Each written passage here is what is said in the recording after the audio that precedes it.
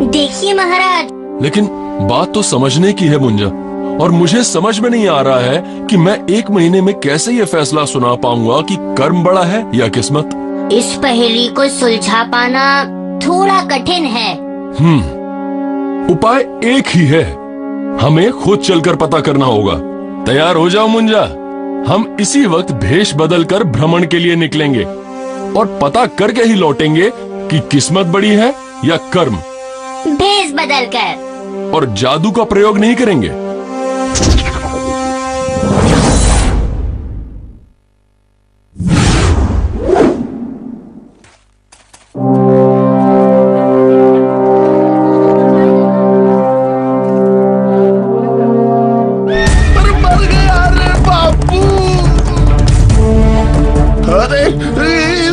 घनघोर को हटाओ। अरे मर गया रे बापू।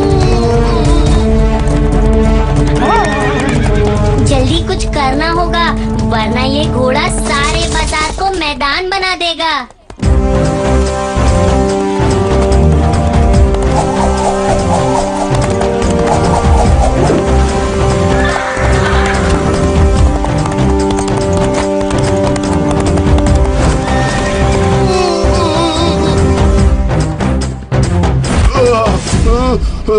हट गई घनघोर घटा।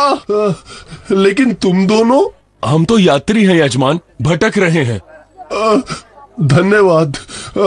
मेरा नाम है झलकार और मेरी आंख से नहीं बच सकता कोई भी कलाकार। तुम दोनों भी कलाकार हो और अब भटकने की जरूरत नहीं।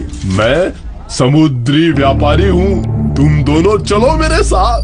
जी। पहले कभी गए हो समंदर में? नहीं। पर तुम दोनों वीर हो।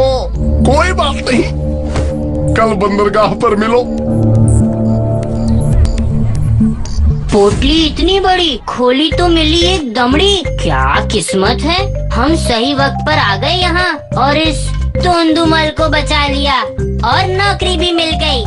लेकिन अगर हम उस घोड़े से इसे नहीं बचाते तो ये सब नहीं होता। यहाँ बहुत लोग खड़े थे, लेकिन कर्म सिर्फ हमने किया।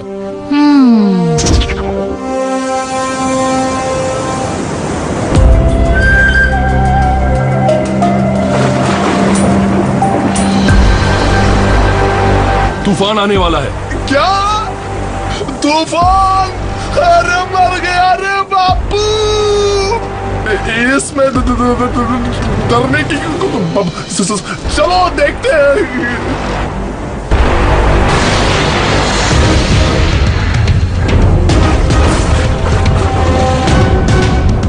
हमें जल्दी यहाँ से निकल जाना होगा। यहाँ रुके तो खतरा बढ़ जाएगा बापू। वीरों का रास्ता तो खतरों से भरा होता है जजमान।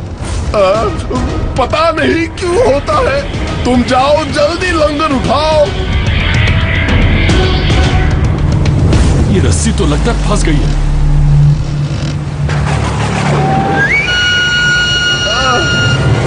मुझे बचा लो। नीचे जाकर लंगर को निकालना होगा और नहीं निकले तो रस्सी काट देना।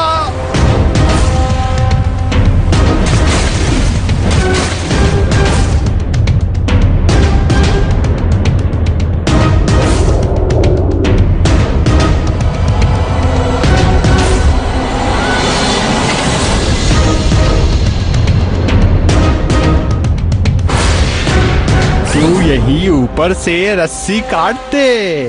पाप लगेगा, इसकी बातों पे मत ध्यान दे। घंटी मंदिर की जिंदा रहेगा तभी तो बजेगी। लेकिन एक वीर पुरुष कायरता का काम कैसे करेगा? तू वीर नहीं है, काट दे रस्सी तभी बचेगा।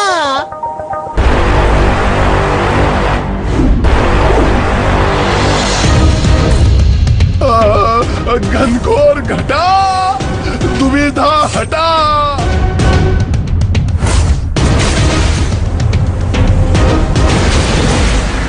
बच गए। अब तो मानोगे ना, महाराज की किस्मत अच्छी थी। लेकिन अगर हम जान को संकट में डालकर नीचे नहीं गए होते तो इसीलिए ये कर्म की वजह से भी हो सकता है। लेकिन अब क्या करें? झलकार ने पश्चिम की तरफ कोई टापू देखा था, शायद उधर ही चलो। चलो बापू। तैर कर मुंजा।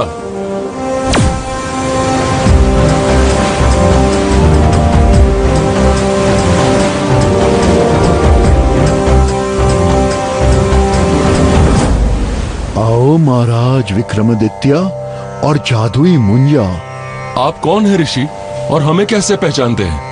जब ज्ञान का प्रकाश होता है तो सब साफ साफ नजर आने लगता है, लेकिन हमें आश्चर्य है कि आप क्यों साफ साफ नहीं देख पाए कि किस्मत बड़ी है या कर्म।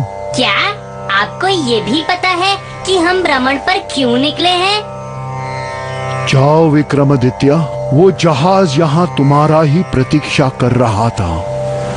अपने राज्य जाओ, वहां लोगों को तुम्हारी जरूरत है। ये जादुई माला है, इसे पहनोगे तो तुम अदृश्य हो जाओगे और ये लाठी तुम्हें सही दिशा बताएगी। तुम्हें तुम्हारा उत्तर मिल जाएगा।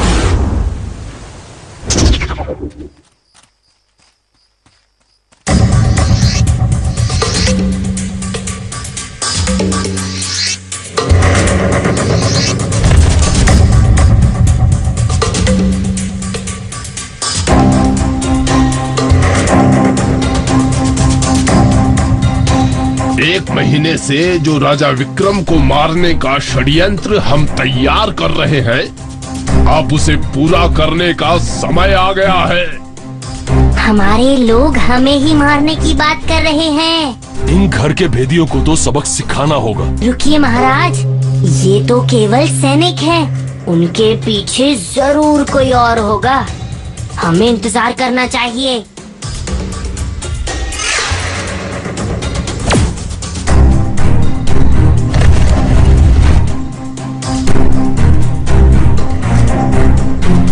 कोषाधीश, इतना बड़ा षड्यंत्र चल रहा था और हमें कोई खबर ही नहीं थी। सुनो, हमें आज रात ही राजा विक्रम को समझ गए। अब जाओ।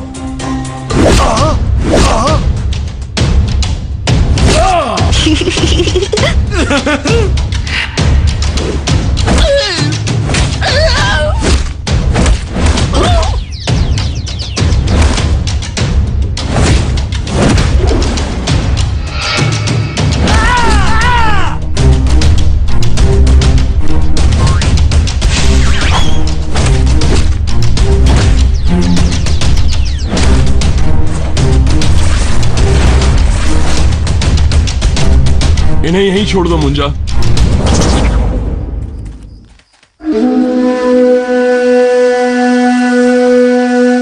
महाराज विक्रम का महल किधर है?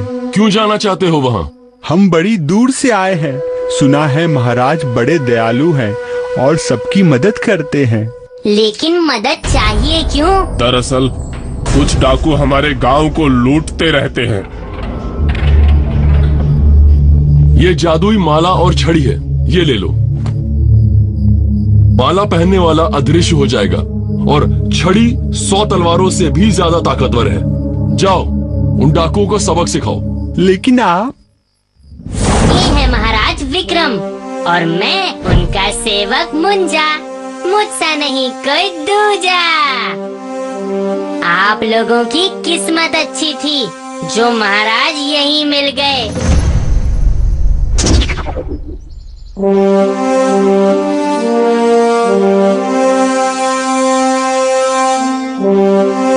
मुझे जवाब मिल गया है।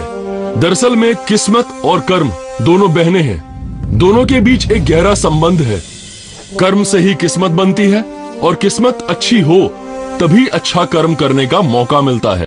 महाराज की जय हो। लेकिन दोस्तों, अगर अच्छे कर्म नहीं करोगे तो किस्मत कभी साथ नहीं देगी, क्योंकि कर्म और किस्मत दोनों साथ साथ ही चलते हैं। और अब वक्त आ गया है कि मैं भी आपसे विदा लूं और अब अगली कहानी में मुलाकात होगी दोस्तों।